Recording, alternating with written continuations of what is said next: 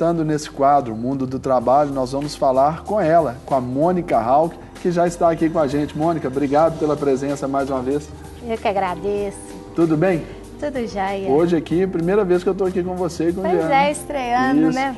Mas já nos conhecemos há bastante tempo, Bastante tempo. Já trabalhamos juntos na igreja. Já trabalhamos bastante, então assunto sobre trabalho não vai faltar, não né? Não vai faltar de jeito nenhum. E o assunto de hoje é bastante interessante, né? Que a Mônica traz, porque muitas pessoas atribuem ao seu local de trabalho a responsabilidade de gerar nele satisfação, prazer, alegria, felicidade, etc e tal, né? E isso é um problema, né, Mônica? Hoje tem uma palavrinha que está na moda que é motivação, né? E as empresas ficam desesperadas. Como que eu vou fazer para motivar os meus empregados? E as pessoas falam, estou motivado, não estou motivado. E o que a gente vê muitas vezes são as empresas gastando muito dinheiro com uma coisa que parece muito mais espetáculo de circo do que com motivação autêntica. Então é muito comum a gente ver as pessoas assim, contratando pessoas alegres, barulhentas, bagunceiras. Serginhos da vida. Não que seja errado, mas chamar isso de motivação é uma coisa errada, porque a gente não pode confundir aquilo que é um estímulo momentâneo, que dura ali meia hora ou uma hora, com o que realmente nos move para a ação. Isso que eu ia perguntar agora, o quanto que esse trabalho, essa iniciativa das empresas aí com esses processos motivacionais tem alcançado efetivamente nos seus funcionários? Olha, eu acho que não sou contra as pessoas alegres, a gente pode contratar e é gostoso, né, ter todos esses programas de incentivo, desde que isso não seja uma ação isolada. É preciso pensar o que move as pessoas genuinamente para a ação. Motivação é o que move para a ação. E nesse sentido a gente tem que pensar de maneira mais global e quebrar alguns mitos. Primeiro que a motivação é uma coisa muito mais interna do que externa. Então só por aí a gente pensa que é uma coisa que está muito mais voltado para o indivíduo do que para a empresa. Então se eu dentro de mim não conheço o que me move para a ação, a empresa pode fazer o que ela quiser, não vai funcionar.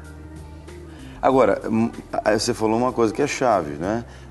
Como conhecer, já que é uma questão individual, né? Você tem uma empresa que tenha lá 10 ou 100 empregados, você tem que descobrir o que move os 10 ou os 100. Então você não tem como também ficar ali sentando com cada um e dizer, olha, o que você mais gosta, o que... Então tem que ter um programa geral, um programa motivacional geral para essa empresa, né? Motivar os seus funcionários. A gente sabe que um salário adequado é um bom estímulo motivacional. O cara que ganha mal, a empresa que paga mal, né? O indivíduo vai ficar insatisfeito, as contas dele vão ficar atrasadas. Então, normalmente, quando a gente é assim, a gente tende a cair a produção quando a gente está devendo, quando, né, às vezes o cara que é casado, um filho, está passando uma situação na área da saúde que depende de um dinheiro para poder garantir aquele recurso para melhorar a saúde. Então, a questão financeira poderia ser um estímulo motivacional, mas não é tudo, porque você conhece pessoas que têm dinheiro e não são felizes, né? A questão do ambiente de trabalho, um ambiente saudável, um ambiente bonito, um ambiente atrativo, etc., pode ser um outro estímulo. O que nós podemos dizer de forma geral para esse pessoal que quer se motivar melhor no trabalho? Olha, pensando nas empresas, salário normalmente não aparece no topo da lista do que as pessoas gostariam e acham que é importante para manter a motivação. No Brasil, a Cato fez uma pesquisa, eu até trouxe as imagens, nós vamos mostrar daqui a pouco, quais são os fatores que influenciam. E para o brasileiro é muito importante a questão do relacionamento. Sim. Todas as questões voltadas para o relacionamento, elas apareceram no topo. No topo. Então, primeira coisa, somos um povo muito relacional. Então quer dizer que depende da cultura para eu... Com certeza. Se você for fazer isso na Europa, por exemplo, esse aí não seria o número 1. Relacionamento vale mais. E isso é muito importante, é uma coisa até se pensar. Porque quando o indivíduo quando a gente tem um povo que coloca o relacionamento em primeiro lugar, isso pode ser um problema. Porque o fator-chave do trabalho é Produtividade. Não é exatamente. O relacionamento pode estar havendo uma distorção do significado do trabalho para os indivíduos. E quando a gente percebe, engraçado que eu li a reportagem, eu li a pesquisa, e aí eu fui fazer compra no supermercado. E aí eu não adianta, né? Eu falei, não, deixa eu observar como as pessoas trabalham. Aí eu comecei a observar as pessoas repondo os produtos.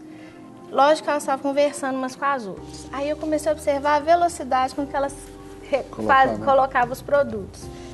Toda hora elas paravam, porque não basta conversar, tem que gesticular.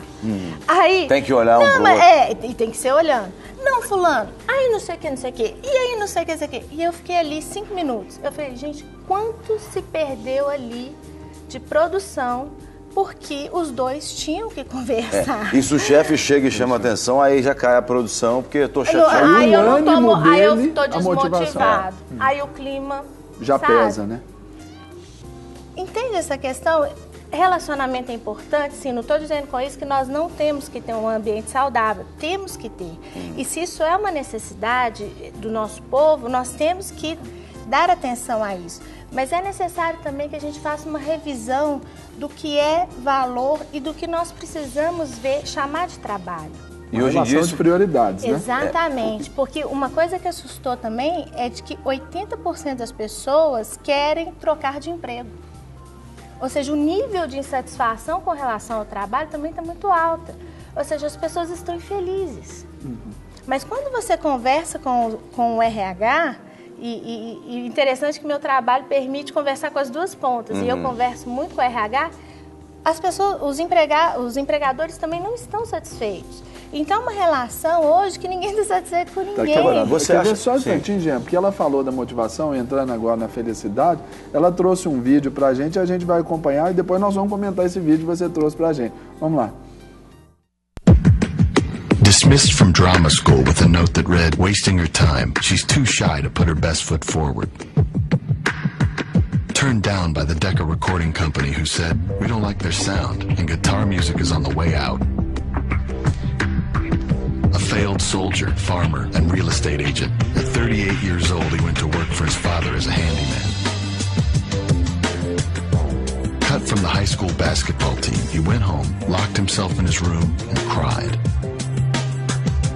A teacher told him he was too stupid to learn anything, and he should go into a field where he might succeed by virtue of his pleasant personality.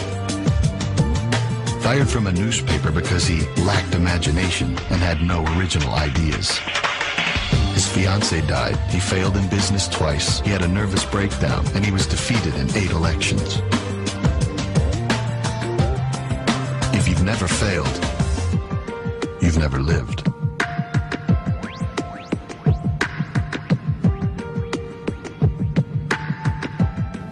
Muito legal essa frase. Uma motivação natural ali de cada um deles. Essa frase última ali foi muito forte. Se você nunca falhou, você nunca viveu. E olha que observação.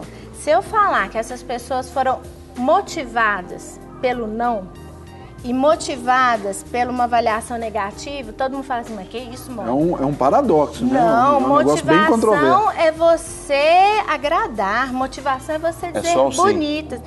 E a motivação, ela pode vir de duas formas. Você pode motivar as pessoas pela ação positiva, mas nem sempre. Às vezes a motivação ela vem também pela ação negativa. Mas é a minoria da de instigar a pessoa a tirar o melhor dela. Mas né? é a minoria da população que é motivada pela ação negativa, né? Não, a motivação ela tem 2 viés. Você pode motivar a pessoa, você pode se sentir motivado pela satisfação ou pela insatisfação também. Mas é isso que ninguém fala. A insatisfação deve mover as pessoas também. Se eu não estou satisfeito com o ambiente onde eu estou vivendo, então eu vou me mover no sentido de fazer alguma coisa. Melhorar. Isso é motivação. Aí é o investimento do empresário, melhorar. dos donos das empresas em descobrir isso e saber tirar isso do melhor do seu funcionário. E do próprio funcionário. Tá ruim? Então eu vou me mover para fazer algo para melhorar. Então não é simplesmente abandonar, sair, ir embora. Porque hoje a gente tem uma geração muito frágil. Tá ruim, não estou feliz, viro as costas e vou embora. Isso até familiarmente a gente vê que são os filhos que não podem ser contrariados em casa. vão para o mercado de trabalho quando crescem e ali, quando contrariados, se fecham, vão se encasular ali. E é a própria relação da felicidade. A gente olha os livros, você merece ser feliz. Dá vontade de perguntar assim, você merece? Você tem certeza? Como se a gente tivesse que ser feliz o tempo todo e as empresas pudessem prometer e entregar felicidade o tempo inteiro.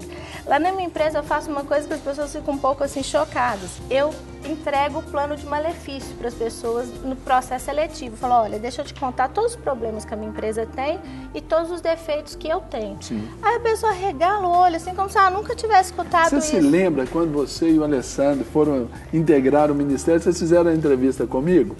Lá para o Ministério? Tô lembrando disso aqui. Você lembra o que eu disse para você lá? Falei, eu vou te falar a parte ruim do Ministério.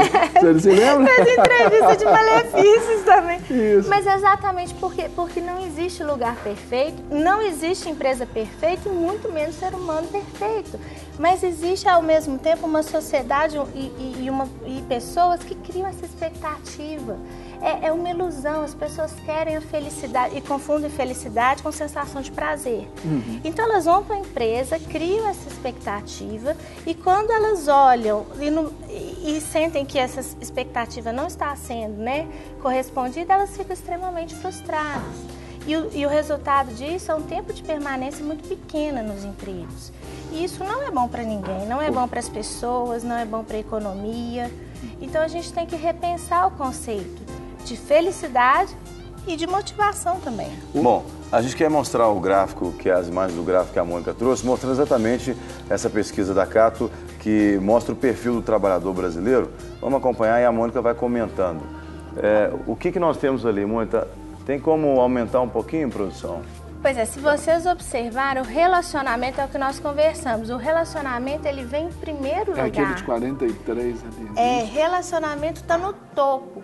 E se a gente observar os últimos tópicos que estão voltados para resultado, para enriquecimento, para você produzir, subir na carreira. Então você tem nos últimos lugares as questões que estão voltadas à produtividade, a enriquecimento, à projeção de carreira e no primeiro relacionamento, estar num lugar agradável. Então, traduzindo em miúdos aí, é como se colocassem duas pessoas completamente diferentes para cuidar de um mesmo interesse. Cada um vai olhar o seu lado. O empresariado, a economia, o funcionário, não é assim? Bom, eu acho que a leitura que eu faço é que nós estamos precisando rever a relação de trabalho, mas no sentido de preencher. Eu percebo um esvaziamento dos indivíduos com relação ao significado do trabalho. Isso não só o indivíduo que trabalha, mas também o que emprega. Todos nós temos que rever o conceito do trabalho e rever as expectativas também. E o que você sugeriria para essa revisão aí desses valores? Começar a trabalhar de forma mais honesta a questão do que o trabalho pode trazer para você. E começar a construir sujeitos mais fortes, no sentido de sujeitos que suportam mais aprovação, sujeitos ou a desaprovação. Exatamente. Não estou dizendo que a pessoa tem que ficar num trabalho e aguentar se sujeitar a qualquer tipo de coisa. Não é isso. Se a pessoa está sendo maltratada ou o empregador está fugindo a alguma norma da lei, ele realmente deve não se sujeitar.